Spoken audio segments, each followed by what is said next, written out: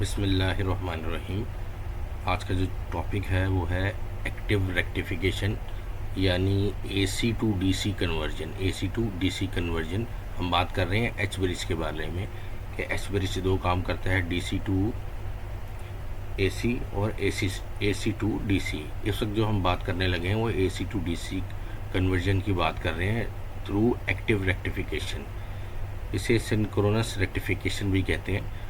और यहाँ पर बहुत इम्पोर्टेंट चीज़ है कि क्यों यहाँ हाइब्रिड इन्वर्टर में आईजीपीटीज़ के through AC to DC conversion की जा रही है, बजाय इसके कि जिस तरीके से चाइना पीसीबी में यानी चाइना होमेज इन्वर्टर में रेक्टिफायर के थ्रू बैटरी को चार्ज किया जाता है, यानी एसी टू डीसी कन्वर्जन में रेक्टिफायर का इस्तेमाल किया जाता है। जिस तरह ये हमारे इस टाइम जो बोर्ड नज़र आ रहा है होमेज का, इस तरह के जो बोर्ड है उनमें।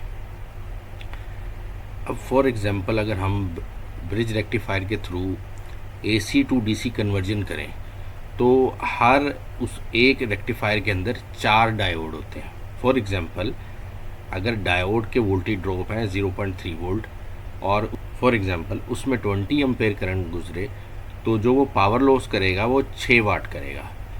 जैसे जैसे करंट इंक्रीज़ हो रही है, फॉर एग्जांपल 30 एम्पेयर करंट गुजरेगी और 0.3 वोल्ट जो उसका वोल्टेज ड्रॉप है डायोड का, तब उस एक डायोड जो पावर लॉस कर रहा है वो 9 वाट कर रहा है। फॉर एग्जांपल 40 एम्पेयर, जैसे जैसे करंट इंक्रीज़ हो रही है उनकी इंटरनल पावर लॉस इंक्रीज़ होता जा रहा है। और ये बात हम कर रहे हैं सिर्फ एक डायोड की। अगर एक डायोड 12 वाट पावर कंजम्पशन कर रहा है 40 एम्पेयर पे फॉर एग्जांपल, तो 4 डायोड कितना करेंगे? डेफिनेटली वो 48 वाट की पावर लॉस करेंगे। यानी जैसे जैसे करंट की वैल्यू इंक्रीज़ होती जाएगी, क्वांटिटी इंक्रीज़ होती जाएगी, तो वैसे वैसे जो पावर लॉस है वो इंक्रीज़ होगा। पावर लॉस इंक्रीज़ होगा तो डेफिनेटली हीटिंग का इम्पैक्ट भी आएगा। तो इस पावर लॉस को कम करने के लिए एक्टिव रेक्टिफिकेशन का काम किया जाता है। एक्टिव रेक्टिफिकेशन में यानी जिस पॉइंट पे डायोड ने टर्न ऑन होना था उस पॉइंट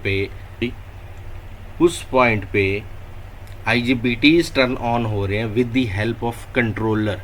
यानी ये जो आईजीबीटीज 4 हैं एच ब्रिज वाले, ये with the help of optocouplers turn on हो रहे हैं। जिस टाइम पे डायोड ने टर्न ऑन होना था उस टाइम पे ये ऑप्टोकपलर्स टर्न ऑन हो रहे हैं और इस तरह ये पावर लॉस को कम कर रहे हैं ऑफ कंट्रोल कार्ड के थ्रू। ये किस तरीके से अमल में लाया जा रहा है? With the help of control card. Control card detect कर रहा है कि ज़ीरो क्रॉसिंग का सर्किट भी इस इन्वर्टर के अंदर होता है। कंट्रोल कार्ड डिटेक्ट कर रहा होता है ज़ीरो क्रॉसिंग को। वो जो इन्वर्टर की जो आउटपुट है और जो इन्वर्टर को कोई इनपुट मिल रही है, इन दोनों को सेम फेज में रखता है और पावर कन्वर्जन करता है। और ये वो एफिशिएंट तरीका है जिसमें पावर लॉस कम से कम है। इस वजह से जो हाइब्रिड इन्वर्टर हैं इनमें सिंक्रोनस रेक्टिफिकेशन या एक्टिव रेक्टिफिकेशन के through AC to DC conversion की जा रही है।